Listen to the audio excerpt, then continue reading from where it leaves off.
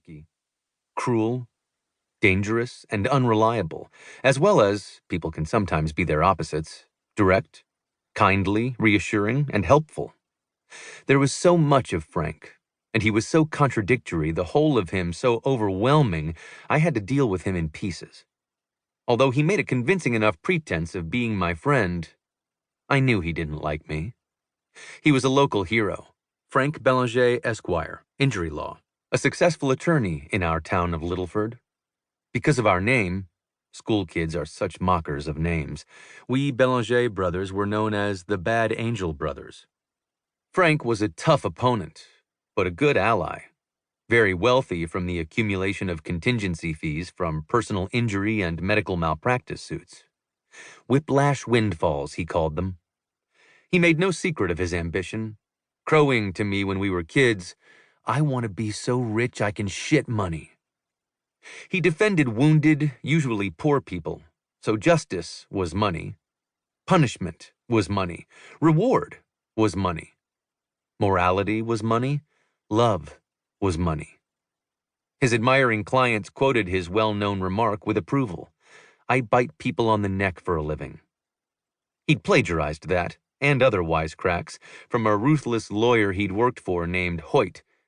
I was no match for Frank's sarcasm and his competitive nature, or his killer instinct. I had left home to escape his shadow.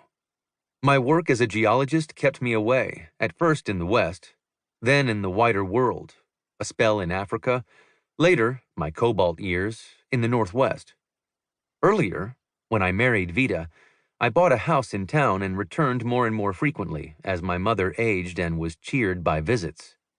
Vida, who'd grown up in the unregulated sprawl and improvisation of South Florida, found the solidity and order of New England a reassurance. And this was also a chance for our son, Gabe, to attend my old high school and be a Littleford Lion. Usually when he heard I was in town, Frank insisted on our meeting for lunch, always at the Littleford Diner. He'd once owned a part interest in the Spoon, as he sometimes called it, short for the Greasy Spoon. If I was free, I tended to agree, because seeing him, hearing his stories, I was able to gauge the temperature of our relationship.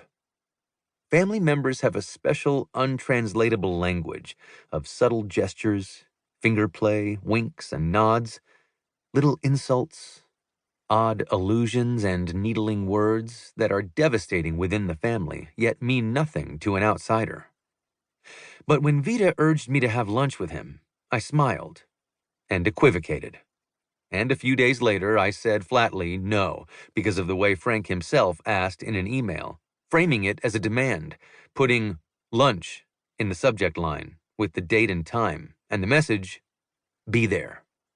I had left home to avoid orders like this. Mineral prospecting and exploration could be frustrating and expensive. I had started out with an old van and a dirt bike, taking samples of gravel from dry riverbeds in the Arizona desert, testing them for surface gold. I liked the freedom, and now and then I hit pay dirt. Early on, I was a one-man company, so I could do as I wished. And later, with money, acquired technology and dug deeper. In the years when I traveled internationally, I specialized in industrial diamonds in Australia and emeralds in Colombia and Zambia.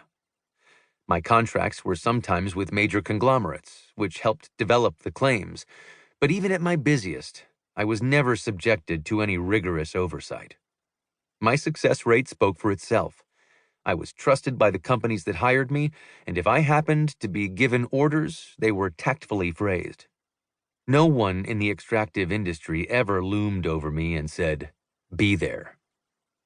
As a child, I was given commands by my father, and when he died, Mother was the order giver. Now that she was fading, it seemed that Frank had begun to be the dominant one in the family.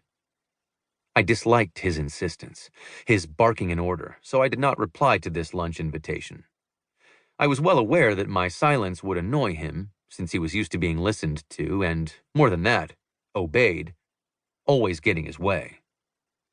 I was in my study at my desk when Vida pushed open the door and said, "Got a minute?" This is always for me a daunting question, but it was especially worrying that day. Vida and I had been going